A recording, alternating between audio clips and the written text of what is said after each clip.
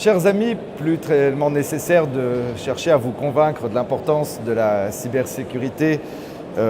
Si vous avez dû, comme je l'imagine, regarder déjà un certain nombre des vidéos que nous tournons ici sur ce plateau dans le cadre du Forum international de la cybersécurité à Lille, nous allons nous interroger maintenant sur les conséquences d'une perte de données et surtout regarder ça au regard de nouvelles obligations législatives qui sont en train de se mettre en place à travers la loi de programmation militaire.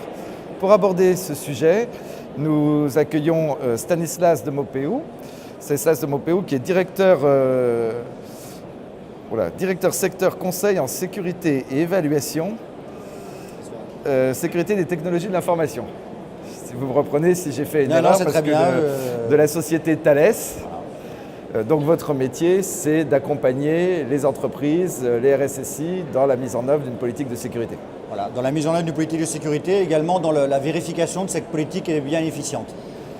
Et à ses côtés, nous accueillons Djiman Sané. Djiman Sané est assureur. Il travaille pour Beazley Group, qui fait partie de Lloyds. Exactement. Donc on va vraiment s'interroger de manière globale, c'est-à-dire sur l'aspect technique des conséquences d'une cyberattaque, et en particulier de la perte de données, et puis aussi sur les autres aspects, sur les aspects financiers, juridiques et de responsabilité. Mais avant de commencer, je voudrais avoir votre point de vue d'expert, à vous, votre conviction personnelle. Pourquoi est-ce que la cybersécurité, dont on parle beaucoup et dont on peut voir l'intérêt auprès des entreprises, si on regarde la fréquentation de ce salon, pourquoi est-ce que la cybersécurité est aujourd'hui autant sur le devant de la scène? Alors, je pense je vois deux raisons majeures. La première, c'est que les systèmes d'information, toute l'informatique des entreprises est devenue en quelque sorte le système nerveux de ces sociétés. Et donc, les organismes, les entreprises, l'État ne peut plus bien fonctionner sans ces systèmes d'information. Donc ça, c'est le premier fait. Et le deuxième fait, concomitant, c'est que la menace, ou les menaces qui pèsent sur ces systèmes d'information sont de plus en plus importantes, prégnantes. Et donc la conjonction de ces deux faits, une menace plus forte et un système d'information qui devient vital au bon fonctionnement de l'État et des entreprises, la conjonction de ces deux sujets fait qu'il est absolument devenu impératif, déjà depuis quelques années, de mieux sécuriser son système pour pouvoir durer concrètement et vivre économiquement de façon saine. Alors c'est un sujet qui est devenu tellement important que vous autres assureurs, vous avez éprouvé le besoin de vous pencher sur la question en vue d'apporter des réponses appropriées. Bien sûr. En tout cas, ce qu'on a constaté, nous, en tout cas, c'est que l'espace médiatique qu'occupent les incidents de type cyber devient de plus en plus important et la facture finale, donc les conséquences financières auxquelles les entreprises devront faire face suite à un incident de type cyber deviennent de plus en plus importantes. Donc on pense que c'est pour ça que le sujet de cybersécurité, comme l'annonçait Stanislas, est aujourd'hui vraiment sur le devant de la scène. Alors pas simplement un effet de mode ou de buzzword, même si on a quand même un peu le sentiment que c'est un buzzword, mais il y a une vraie problématique. Alors, problématique tellement importante que la nouvelle loi de programmation militaire introduit de nouvelles obligations en matière de sécurité pour ce qu'on appelle les OIV, c'est-à-dire les opérateurs d'importance vitale. Vous, avec votre expertise chez Thales, est-ce que vous pouvez nous présenter en quelques mots quelles sont ces nouvelles obligations et ce que ça implique ? D'abord, je rebondis sur le début de votre question. Buzz terme ou pas buzz terme, je veux dire, le simple fait de mettre en place, de faire voter une loi montre bien que ce n'est pas qu'un buzz terme. Effectivement, la presse se fait souvent l'écho d'attaques, donc on pourrait avoir l'impression d'un buzz terme, mais il y a derrière une réalité économique qu'on ne peut pas négliger. Et c'est le rôle de la loi de programmation absolument. militaire. C'est vrai qu'elle porte mal son nom parce que en fait, la loi de programmation militaire concerne la défense. La défense est globale et elle a un volet militaire au sens traditionnel, un volet non militaire. Alors, il ne vous a pas échappé que dans l'organisation de la défense en France, la défense ne se limite pas à la défense militaire, mais c'est une défense globale, défense économique par exemple. Et donc, partant de ce principe constitutionnel, le fait d'utiliser la loi de programmation militaire pour faire passer un certain nombre de lois, une loi visant à mieux cybersécuriser les entreprises et les opérateurs d'importance vitale n'est pas illogique. J'ajoute un deuxième argument qui est le fait que à la suite du livre blanc Défense et sécurité nationale, qui engageait un certain nombre de décisions, il fallait passer par ce processus législatif et que la LPM est venue au bon moment, est venue dans le bon tempo législatif. Alors, très concrètement, quelles sont ces nouvelles obligations ?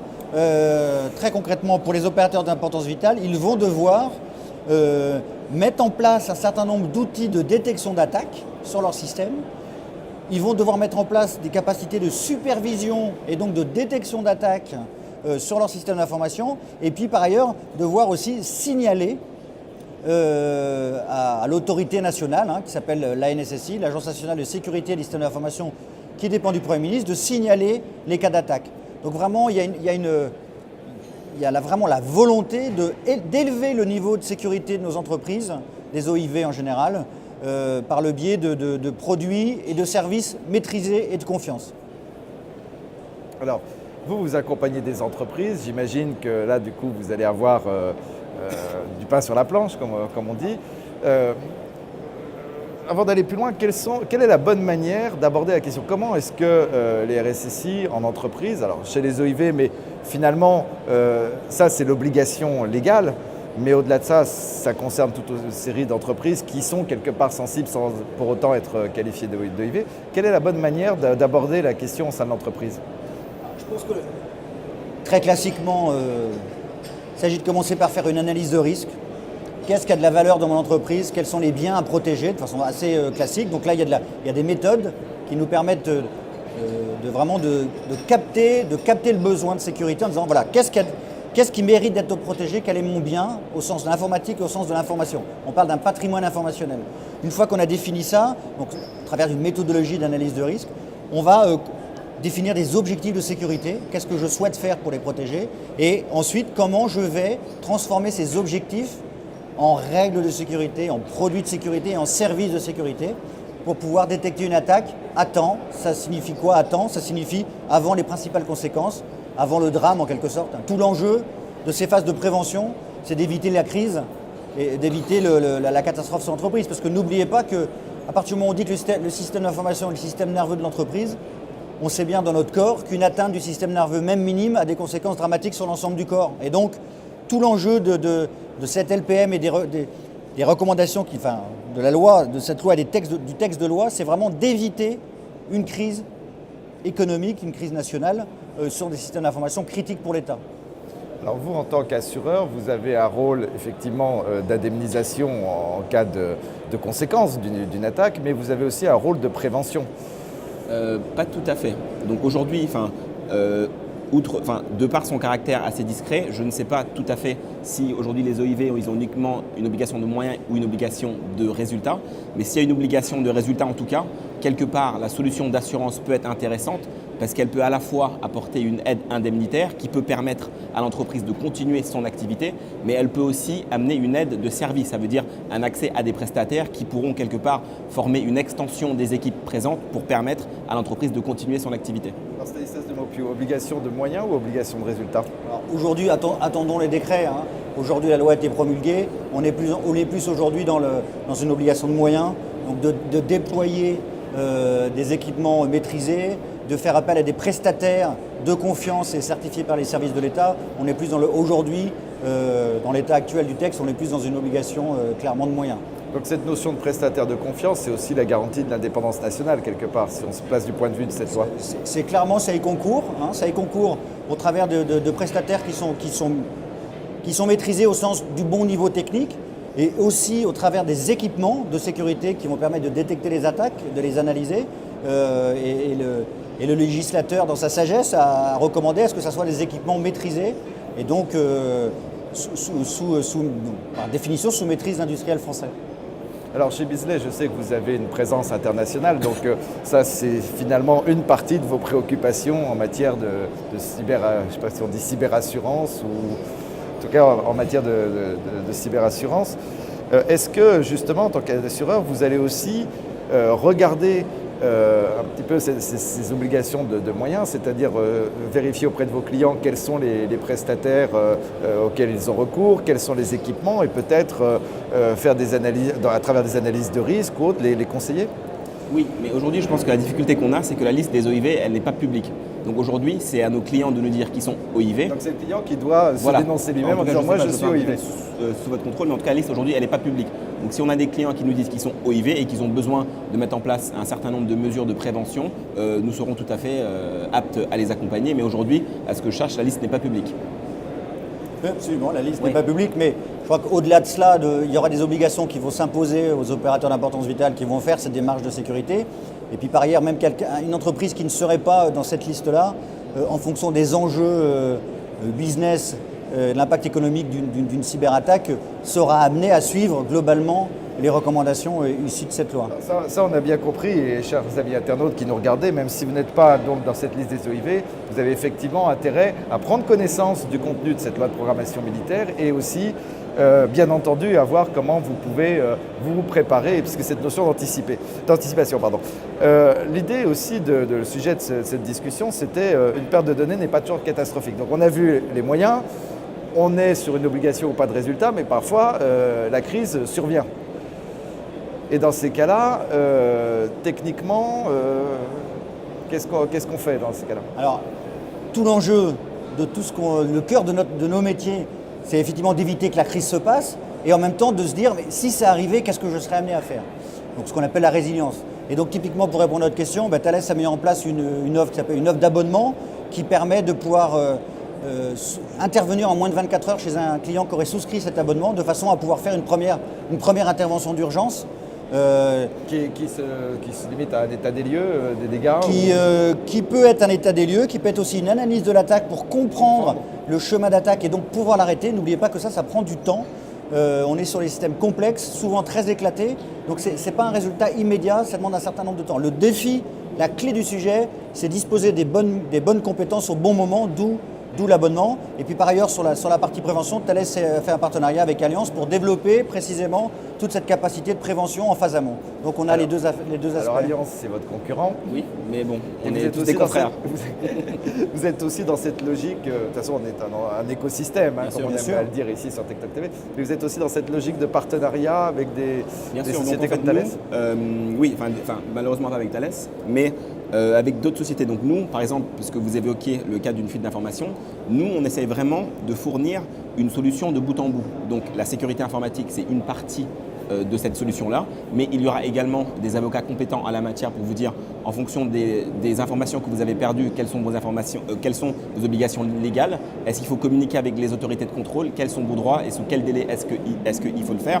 Donc déjà, c'est un moyen de limiter la casse. Exactement. Donc c'est un moyen d'agir vite. Comment on évite d'avoir d'autres problèmes Donc c'est un moyen de neutraliser la crise et de limiter son impact à long terme. Donc c'est agir vite à court terme pour limiter l'impact à long terme. Donc une des prestations, comme je l'avais dit, c'était la sécurité informatique. On aura aussi des conseillers juridiques spécialisés. On a aussi sur notre panel de prestataires des compagnies de mailing qui pourront sous 24 ou 48 heures expédier 100 000, 200 000, 300 000 courriers aux victimes. On peut aussi également mettre à la disposition des entreprises une plateforme téléphonique.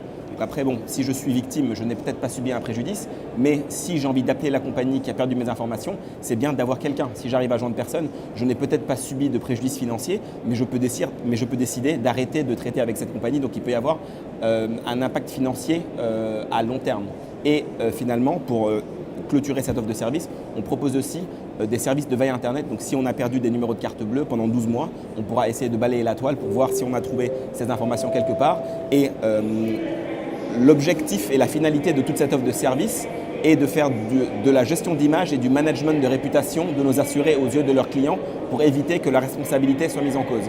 Parce que je terminerai sur une citation de Warren Buffett, il faut 20 ans pour construire une réputation et 5 minutes pour la détruire. Donc l'enjeu majeur pour nos clients et nos assurés aujourd'hui, c'est vraiment ça, la réputation, les clients et les investisseurs.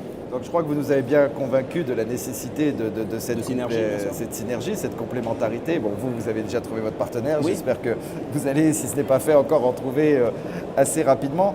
Juste pour conclure et très très rapidement parce que le temps nous manque. Bien sûr. Finalement, cette loi de programmation militaire et ces nouvelles approches, où on élargit d'ailleurs le champ de la préoccupation, ça peut être posé sous forme d'une question. Qu'est-ce que ça va apporter? En quoi ça va changer finalement le métier des RSSI? Comment ça va faire évoluer l'entreprise?